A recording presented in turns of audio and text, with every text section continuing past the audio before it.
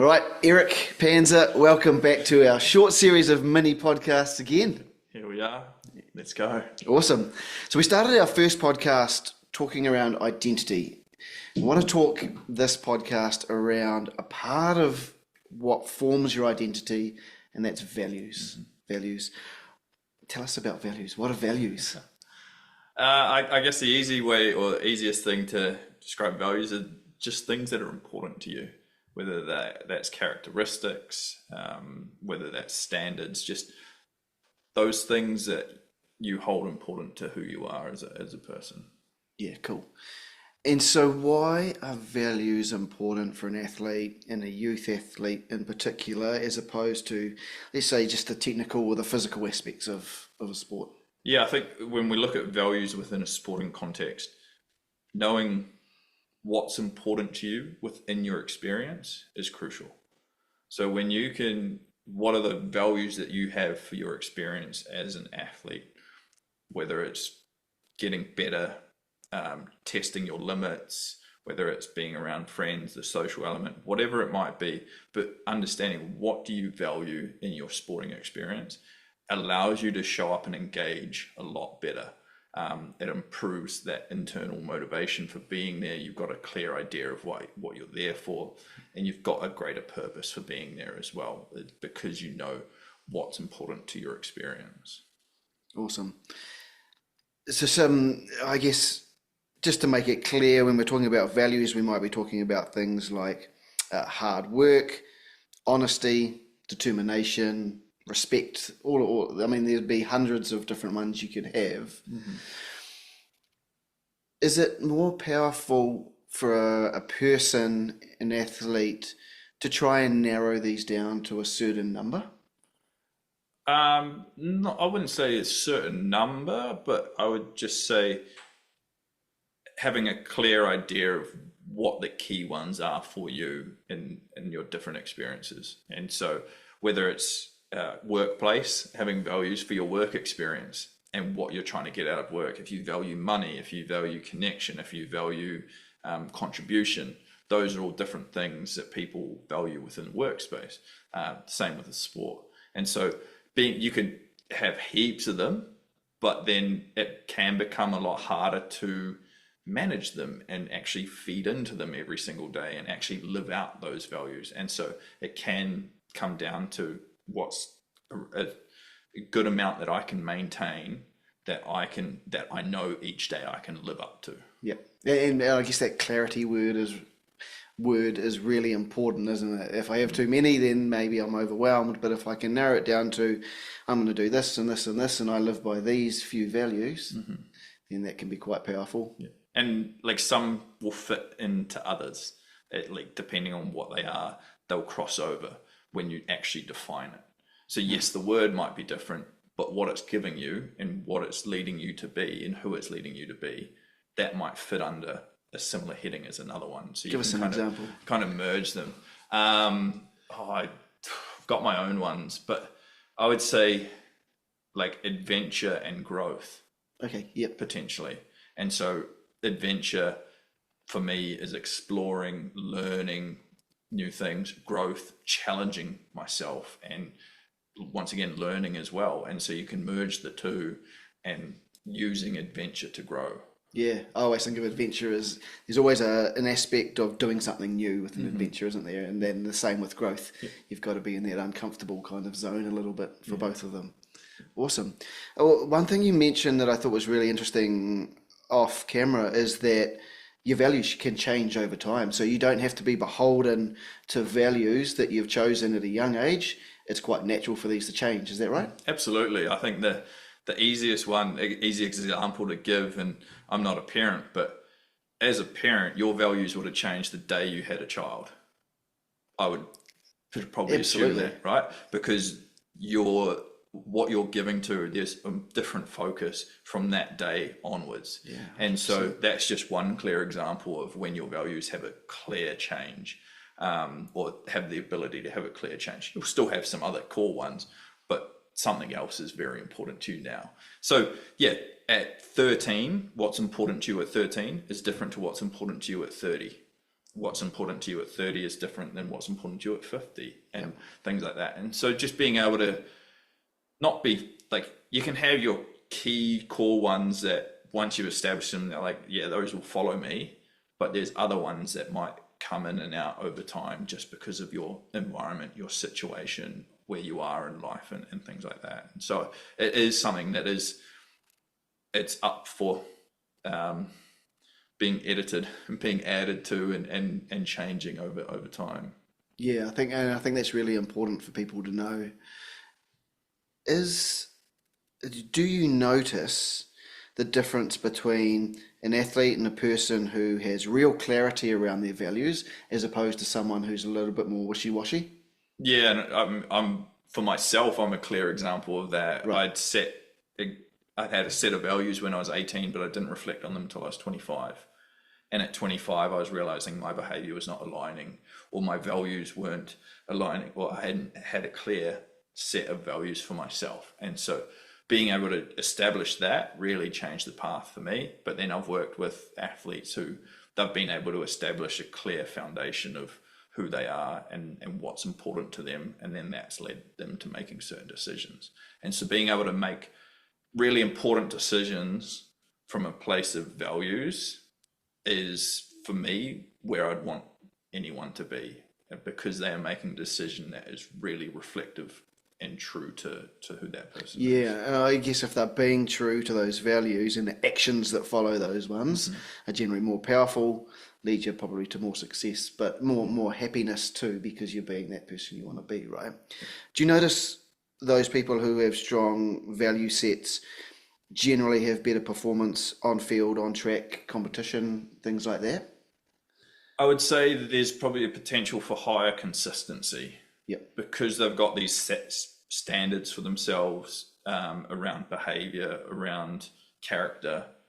And if they're fulfilling those, there's more chance that they're going to be more consistent in performance. Yep. But if there's a lack of foundation as such, then one day they could be really hot and the other day they could be really cold, because there is no really grounding framework of this is who that person wants to be. Yeah. And so, when you can perform from the values space, you've always got that to come back to, and that for me would lead to more consistent performance. Yeah, interesting. I know you know Francis de Vries really well. He's a friend of yours. It was really interesting when we did a live call with him, because he said he lives by three values, and I can't remember exactly what they were, but he developed these over time until now he just lives by these three values. And he said the actions that followed throughout his day from these three values, and you look at the year that this guy's just had and where his game's gone, you have to think that a lot of that performance has come from being really clear in those values and the actions that come from something like that. Yeah, absolutely. And it takes time as well to develop that clarity. Yeah. I said off air, but like, values can just be words, but when you give them depth and you give them roots to take hold, they can really drive performance. They can really drive behavior. And that's what we're trying to get to with values, is behavior. And so is our behavior then aligned with what we say we want it to be? And so, being in that place is really powerful. And that's an interesting one thing you said in there. And I think for youth athletes, it's you're going to make mistakes, aren't you? Because you don't know exactly what these values look like sometimes. And is that sometimes some of the work you do with athletes, in terms of, you say you want to hold this value, well, what does that kind of look like? Mm-hmm. And that? Yeah, I think for anyone, it's navigating how that value reflects you, why it's important to you, understanding why is hard work important to me, and then getting them to reflect on that when they potentially haven't worked as hard as they could have, or things like that. It builds a deeper connection to the value, and the same with being able to understand like how to bring it to life. What does it actually encompass?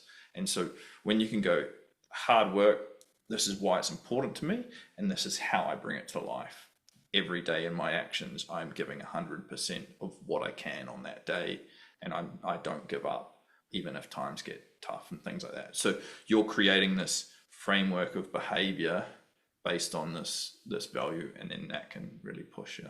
Yep, that makes total sense. One thing I want to talk about is parents. I think as parents, you absolutely love your kids. You want them to be the best people possible. And I think sometimes we feel like the values that we hold are so important that maybe we should impose these on our children. Mm-hmm. Is that something we should be doing, or should we be really stepping back and in some way helping them reflect on who they want to be rather than imposing who we are? Yeah, I think it's great for parents to have strong values, because then they're able to explain or share why to their kids. But then I think the space needs to be given for a child to explore their own, because everyone's different. Parents grew up in a different generation to their children. Potentially parents had different experiences. Yes, connecting to the identity piece, you're part of this lineage, but then there's still different experiences that a child is having to a parent. And in today's day and age of growing up with devices and technology, and so these experiences might then shape different values. And so then as a parent, you have to, I would say, give space to allow for your child to explore values, but then just challenge them on them. Ask them, why is that important to them? And some might get a really strong answer, some might get a flaky answer, and then just support them in navigating that. And whether in a month's time they still say that this is important to me or not, then you've helped in a process where for someone to kind of clarify whether it's actually important to them or not, or they're just saying it because they wanted to say it. Yep.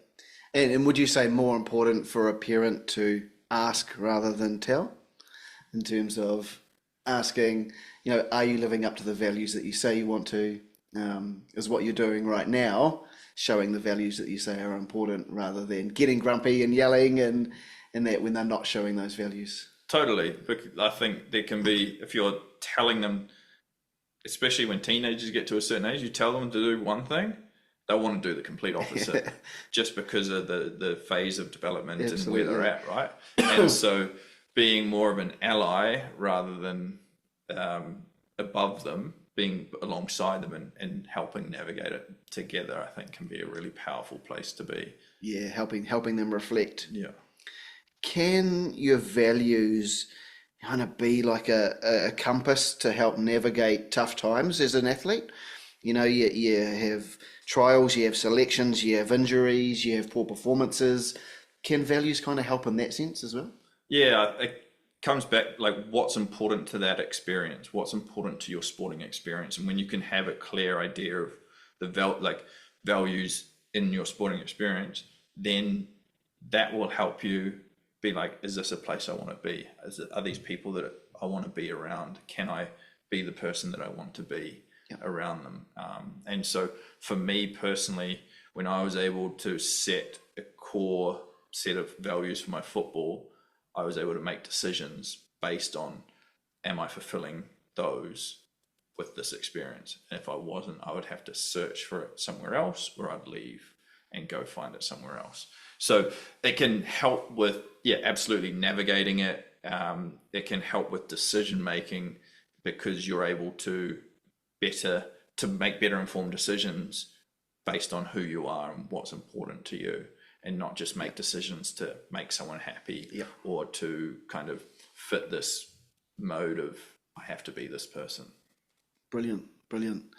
Values are so important. I know they lead into identity, they lead into purpose and all these things. If a young athlete only took one thing from this conversation around values, what would you like them to take from it? I would say it's that depth of understanding of why something's important to you. So you might have a certain standard, you might have a certain value, and whatever that value is, being able to have the roots and that depth to it, why it's important, what does it encompass, and how do you bring it to life in your behavior. So if you have them, deepen them and go deeper in terms of the roots of the value. I love that because I do think that as families, as parents, I think schools and teachers and clubs put a lot of pressure on in terms of their own values, but it's much more powerful when you've selected your own value, right? That is leading towards a purpose for yourself. Yeah. Yeah. Brilliant.